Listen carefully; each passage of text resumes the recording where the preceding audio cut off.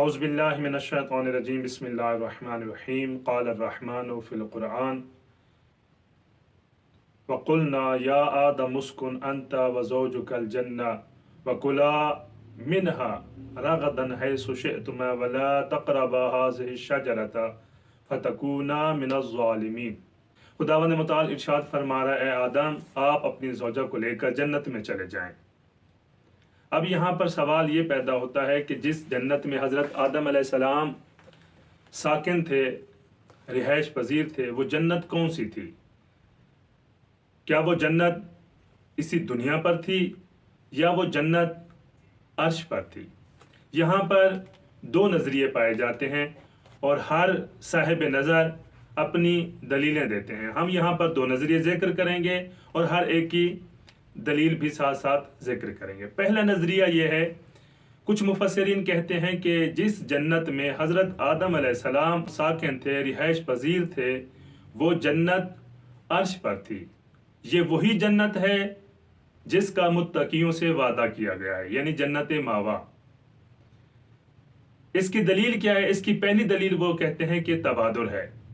جب جنت کا نام آتا ہے تو ذہن فوراً اسی جنت کی طرف پلٹتا ہے جس کا متقیوں سے وعدہ کیا گیا ہے، اور تبادل ذہن اس بات کی دلیل ہے کہ اس جنت سے مراد وہی جنت ہے جس کا خداوند متعال نے متقیوں سے وعدہ کیا ہے، اور یہ جنت عرش پر تھی، زمین پر نہیں تھی۔ اور دوسری دلیل یہ دیتے ہیں، سورہ بقرہ کی آیت نمبر 35 میں خداوند متعال ارشاد فرما رہا ہے، قُلْ نَهْبِطُوا مِنْهَا، اے آدم اس جنت سے چلے جائیں۔ لفظ حبوط استعمال ہوا ہے۔ الحبوط انما یکون من اعلی الی اسفل۔ حبوط جو ہے نا، یعنی اعلی سے اسفل کی طرف آنا، یعنی حضرت آدم علیہ السلام عرش پر تھے، عرش سے فرش پر آئے، تبھی یہ لفظ حبوط استعمال ہوا ہے، ورنہ اس کا کوئی معنی نہیں بنتا۔ تو یہ لفظ خود اس بات کی دلیل ہے کہ وہ جنت کے جس میں حضرت آدم علیہ السلام ساکن تھے، رہائش پذیر تھے، رہتے تھے، وہ جنت عرش پر تھی، اور حضرت آدم علیہ السلام عرش سے فرش پر تشریف لائے۔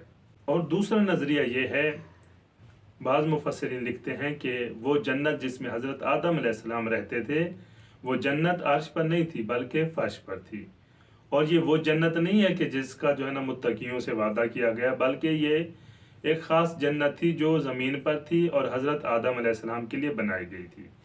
ان کی پہلی دلیل یہ ہے، وہ کہتے ہیں کہ اس جنت میں حضرت آدم علیہ السلام مکلف ہیں۔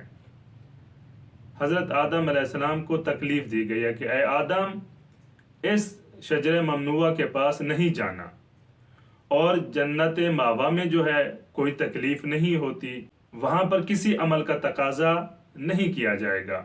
تو یہ کیسے ممکن ہے کہ حضرت آدم علیہ السلام جنت ماوا میں بھی ہوں اور مکلف بھی ہوں، ان پر تکلیف بھی ہو؟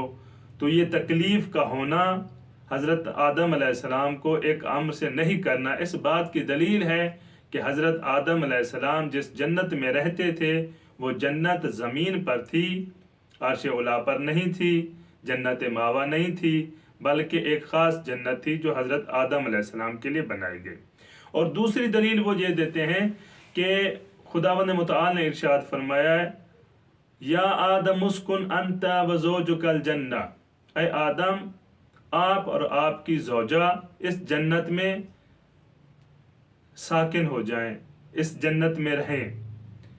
تو اس لفظ جنت سے جو مطلق استعمال ہوا ہے، کہیں سے سمجھ نہیں آتا، کہیں سے واضح طور پر کوئی دلیل نہیں بنتا کہ اس سے مراد جنت ماوا ہے، اس سے مراد وہ جنت ہے جو عرش اولا پر ہے، اس سے مراد وہ جنت ہے جو متقیوں کے لیے بنائی گئی ہے، بلکہ اس سے مراد وہ خاص جنت ہے جس کو حضرت آدم علیہ السلام جانتے تھے، یعنی حضرت آدم علیہ السلام اس جنت کو پہچانتے تھے، اس لیے اللہ تعالیٰ نے حضرت آدم علیہ السلام کو فرمایا کہ آپ اپنی زوجہ کو لے کر اس جنت میں چلے جائیں۔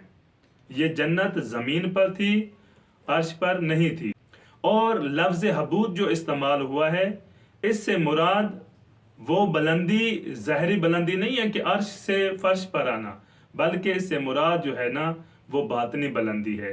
کہ جس مقام پر حضرت آدم علیہ السلام تھے، ترک اولا کے بعد اس مقام سے نیچے آ گئے۔ والسلام علیکم ورحمۃ اللہ وبرکاتہ۔